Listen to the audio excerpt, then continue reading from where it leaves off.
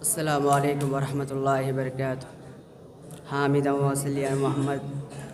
اما بعد، صدر محترم، حکم صاحبان اور میرے معزز ساتھیوں، آج کے اس سالانہ انعامی مسابقہ میں جس موضوع پر مسابقہ میں مہمان نوازی کی اہمیت و فضیلت کے موضوع پر کچھ جسارت کرنا چاہتا ہوں۔ سامعین بزم، مہمان نوازی ایک عظیم اور قابل فخر انسانی صفت ہے جسے ہر معاشرہ قدر کی نگاہ سے دیکھتا ہے۔ یہ وہ اخلاقی رویہ ہے جو کسی بھی انسان کے دل میں دوسروں کے لیے محبت، عزت اور خیر سگالی کی جذبہ پیدا کرتا ہے۔ یہ صرف ایک رسم نہیں بلکہ ہماری ثقافت اور دینی تعلیمات کا ایک اہم حصہ ہے۔ مہمان نوازی ایمان کی علامت اور انبیاء اکرام علیہ السلام کی سنت ہے۔ قرآن کریم میں اللہ تعالیٰ نے حضرت ابراہیم علیہ السلام کی مہمان نوازی کا تذکرہ فرمایا ہے۔ حضرت ابراہیم علیہ السلام بڑے مہمان نواز تھے۔ سامعین بزم، نبی کریم صلی اللہ علیہ وسلم کی خصوصیات میں سے ایک خصوصیات مہمان نواز ہونے کو بیان کی گئی ہے۔ ایک حدیث میں ہے، من کان یؤمن باللہ والیوم الآخر فلیکرم ضیفہ۔ حضرت ابو ہریرہ رضی اللہ تعالیٰ عنہ کہتے ہیں کہ نبی کریم صلی اللہ علیہ وسلم نے فرمایا، جو شخص اللہ اور قیامت کے دن پر ایمان رکھتا ہے اس کو چاہیے کہ اپنے مہمانوں کی خاطر کرے۔ جیسا کہ قرآن کریم میں اللہ تعالیٰ نے ارشاد فرمایا، وَلَقَدْ جَاءَتْ رُسُلُنَا إِبْرَاهِيمَ بِالْبُشْرَى قَالُوا سَلَامًا قَالَ سَلَامٌ فَمَا لَبِثَ أَن جَاءَ بِعِجْلٍ حَنِيذٍ۔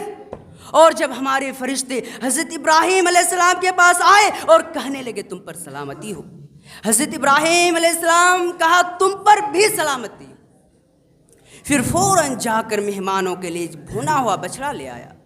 سامعین بزم، اس واقعے سے مہمان اور میزبان کے آداب سمجھ لینی چاہیے کہ مہمان اور میزبان میں کلام کی ابتدا باہمی سلام سے ہونی چاہیے، جیسا کہ ان مہمانوں نے یعنی کہ ان فرشتوں نے آ کر کیا تھا، سب سے پہلے آ کے السلام علیکم۔ نبی کریم صلی اللہ علیہ وسلم نے فرمایا، السلام قبل الکلام، کلام سے پہلے سلام ہونی چاہیے۔ مہمانوں کو اچھی جگہ ٹھہرا کر فوراً اس کی کھانے پینے کا انتظام کرنا چاہیے تاکہ اپنے مہمان کا جائز حق کے مہمانی عزت کے ساتھ ادا کرے۔ لوگوں نے عرض کیا، یا رسول اللہ، جائز حق کیا ہے؟ نبی کریم صلی اللہ علیہ وسلم نے فرمایا، ایک دن ایک رات اور مہمانوں کی مہمانی 3 دن تک ہے، اس کے بعد اس کا کوئی حق نہیں بلکہ اس کا صدقہ ہوگا۔ حضرت ابراہیم علیہ السلام کھانے پینے کے انتظام کرنے چلے گئے۔ فراق کے معنی ہی ہے کہ چپکے سے مہمانوں سے الگ ہو کر گھر چلا جا۔ مہمانوں کی نشست و برخاست کے لیے اہل و عیال سے علیحدہ ایک جگہ ہونی چاہیے تاکہ دونوں کو کوئی تکلیف نہ ہو۔ جیسا کہ فراق الاہلی سے معلوم ہوتا ہے کہ حضرت ابراہیم علیہ السلام نے ان کو مہمان کھانے میں بیٹھا دیا جو کہ اہل و عیال سے الگ تھا۔ مہمانوں کی دل جوئی کے لیے خوش خلقی اور خندہ پیشانی سے بات چیت کرنا چاہیے۔ اگر رات میں عشاء کے بعد گفتگو کا موقع ہو تو اس وقت بھی گفتگو کر سکتے ہیں، اور بیکار بات چیت کر کے دماغ کو پریشان نہیں کرنا چاہیے۔ جیسا کہ حضرت ابراہیم علیہ السلام کی اس مکالمہ سے یہی معلوم ہوتا ہے کہ حضرت ابراہیم علیہ السلام ان کو باقدر ضرورت با مقصد گفتگو فرمائی۔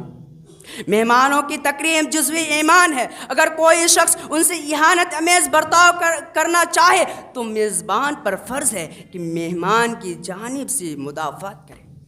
اسی لیے حضرت لوط علیہ السلام کی قوم نے جب ان معزز مہمانوں کے ساتھ توہین کا برتاؤ کرنا چاہا تو حضرت لوط علیہ السلام نے ان کو روکا اور فرمایا، ان ہؤلاء ضیفی فلا تفضحون واتقوا اللہ ولا تخزون۔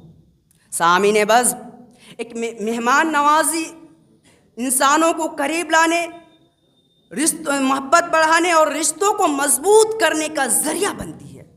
ایک مہمان نواز شخص نہ دوسروں کا دل جیتتا ہے بلکہ اپنے لیے بھی بہت سی نیک نامی اور برکتوں کا باعث بنتا ہے۔ اسی لیے شاعر کہتا ہے شکر کر اللہ کا بد دل نہ ہو مہمان سے، شکر کر اللہ کا بد دل نہ ہو مہمان سے، رزق کھاتا ہے وہ اپنا تیرے دسترخوان سے۔ آخر میں اللہ تعالیٰ سے دعا ہوں کہ اے اللہ تعالیٰ تو ہمیں مہمان کی کما حق کا ضیافت کرنے اور شریعت کے مطابق چلنے کی توفیق عطا فرما، آمین۔ وآخر دعوانا الحمد للہ رب العالمین، والسلام علیکم ورحمۃ اللہ وبرکاتہ۔